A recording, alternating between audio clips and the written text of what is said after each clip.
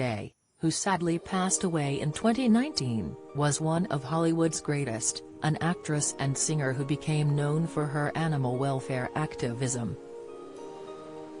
She began her career as a big band singer in 1939, achieving commercial success in 1945 with two No. 1 recordings, Sentimental Journey and My Dreams Are Getting Better All the Time with Les Brown and his band of renown. In 1947, she left Brown to embark on a solo career, recording more than 650 songs from 1947 to 1967. Her acting career ballooned alongside her music, beginning during the golden age of Hollywood with the film, Romance on the High Seas. Not a one-trick pony, she starred in films of many genres, including musicals, comedies, dramas and thrillers. Her most well-known role came in 1953 when she played the title role in Calamity Jane, a spirited cowgirl who brings a glamorous singing star to the Deadwood Saloon, which viewers have the pleasure of being transported back to this afternoon on BBC Two. While Day's career was an illustrious one, it was not without its controversies.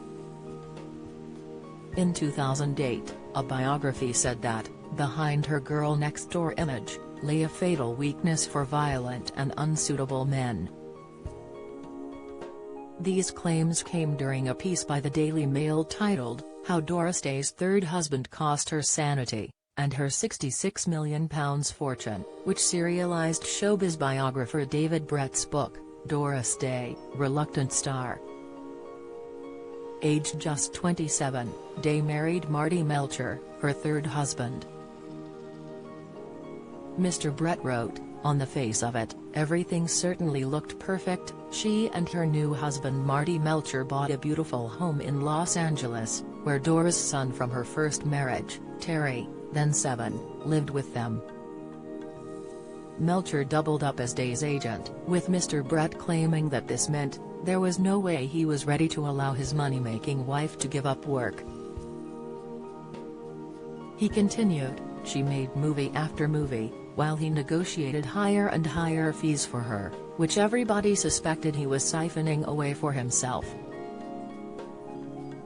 She refused to listen to anyone who said so, and was determined to show everyone she had a blissful marriage, and that's how it seemed when Marty legally adopted Terry, who took his name, but behind the scenes things were grim. Marty became jealous and controlling, never allowing Doris out alone and deciding who she was or wasn't allowed to star with. Doris' film career was also taking something of a dip at the box office.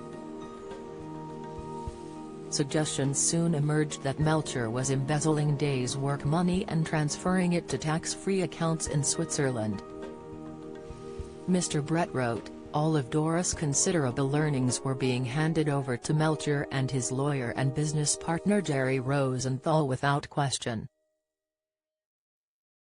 Doris never really knew what she was paid. Her husband signed the deals and looked after the books, and she said she had no reason not to trust him. Analysis. As a result, Day and Melcher's marriage became fraught, especially over his treatment of her son Terry. But the two stayed together, even when Melcher fell ill. Mr. Brett continued, when Doris received an unexpected tax demand for more than $500,000, £372,000, an investigation revealed her coffers were empty. Aside from personal possessions, her husband had left her broke. It subsequently emerged that his crony Rosenthal had been milking her fortune for up to 15 years. Melcher died of a heart attack in 1968, with Day soon bowing out of the film scene, but finding out that Melcher had committed her to a CBS situation comedy, The Doris Day Show, without consulting her. It took almost a decade of investigation before Rosenthal was found guilty of embezzling not just Doris' money, He was also found to have embezzled the money of stars like Zsa Zsa Gabor and Kirk Douglas. The judge estimated that Day was owed £66 million.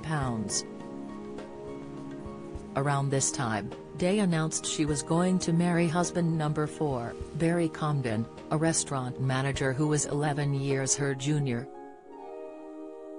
Their marriage lasted from 1976 to 1982, the two having bonded over their love of dogs. However, he later complained that she cared more for her animal friends than she did for him. Day never received the sum she was entitled to because Rosenthal declared himself bankrupt. The pair's respective legal teams finally settled on what was just a fraction of the initial figure, with Day receiving installments that totaled £4 million.